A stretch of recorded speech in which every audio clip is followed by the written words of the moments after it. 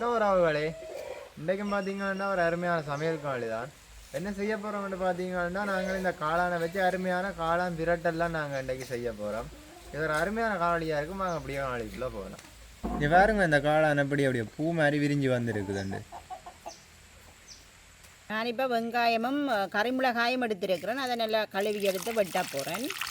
நான் இந்த காளான் பிரட்டலுக்கு உரைப்புக்காக கறிமிளகாய் தான் சேர்க்க போகிறேன். நான் இதை கொஞ்சம் பெருசாக வெட்டி எடுக்கிறேன் வெங்காயத்தை.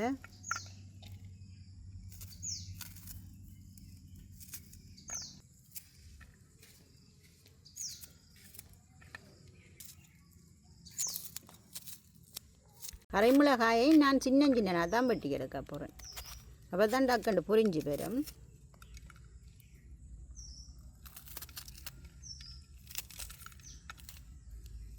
இப்போ மரக்கறிகள் கொஞ்சம் தட்டுப்பாடு தானே மழை காலத்தால் கொஞ்சம் அந்த ஃப்ரெஷ்ஷான மரக்கறிகள் இல்லை தான்.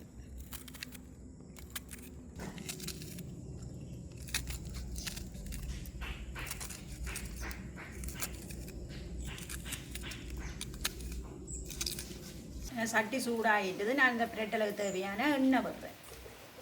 தேங்காய் எண்ணெய் தான் சேர்க்குறேன். தேவையான பெருஞ்சீரகத்தை நான் சேர்க்கிறேன். சின்ன வெங்காயம் சேர்க்கிறேன். அதோட கறிமிளகாயும் சேர்க்கிறேன். கறிமிளகாய் கொஞ்சம் வளர்ந்த வேணும்னு போட்டு அதுக்காக நாங்கள் நிறைய சேர்க்கிறோம்.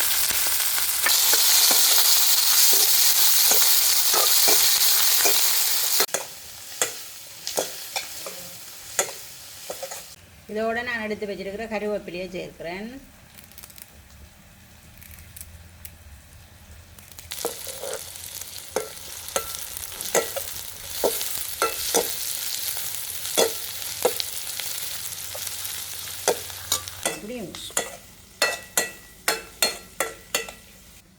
நான் எடுத்து வச்சுக்கிற காளான கழுவி எடுக்க போகிறேன்.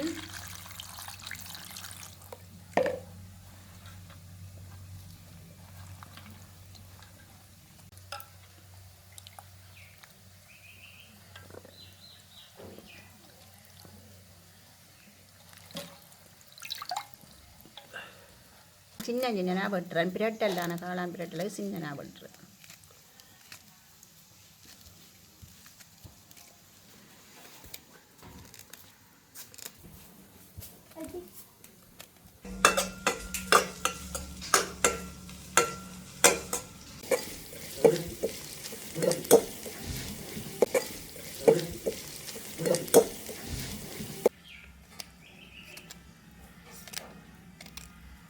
நான் இப்போ வெட்டி வச்சுருக்கிற காளானை சேர்க்கிறேன்.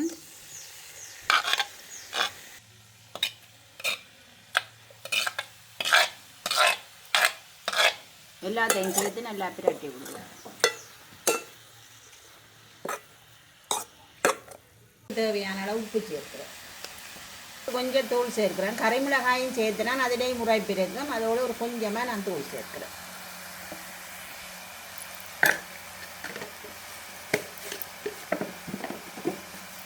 எல்லாத்தையும் சேர்த்து பிரட்டுவோம். காளான் அவிஞ்சி வரும். இது தண்ணி தானே, தண்ணி தன்மையாக இருக்குது காளான். அப்படியே அவிஞ்சி பொரிக்கணும். காளானில் தண்ணி வரும். இப்படி தண்ணி வந்து தான் பிறகு இது வத்தி பொரிஞ்சு வர வேணும். காளான் நிறைய தண்ணி விட்டு தான் அவி.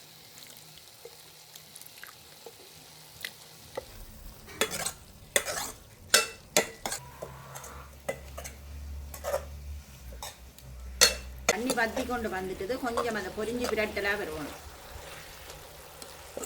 காளான் நல்ல புரதச்சத்து உள்ள உணவு தான் காளான்.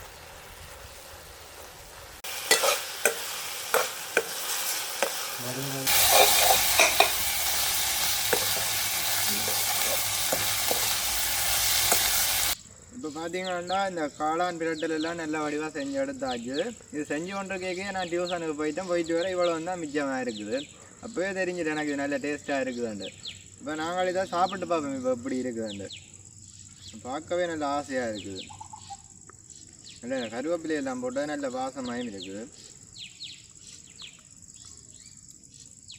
நல்ல டேஸ்ட்டாக இருக்குது. நல்லது டேஸ்ட். இது பார்த்தீங்கன்னா நல்ல டேஸ்ட்டாக இருக்குது. அப்போ இதை மாதிரி நீங்களும் இந்த காளானை வாங்கி இந்த காளான் பிரெட்டில் செஞ்சு பாருங்க, நல்லா இருக்கும். அப்போ நாங்கள் இதோட இந்த காளியை முடிச்சு கொள்வோம். பாய்.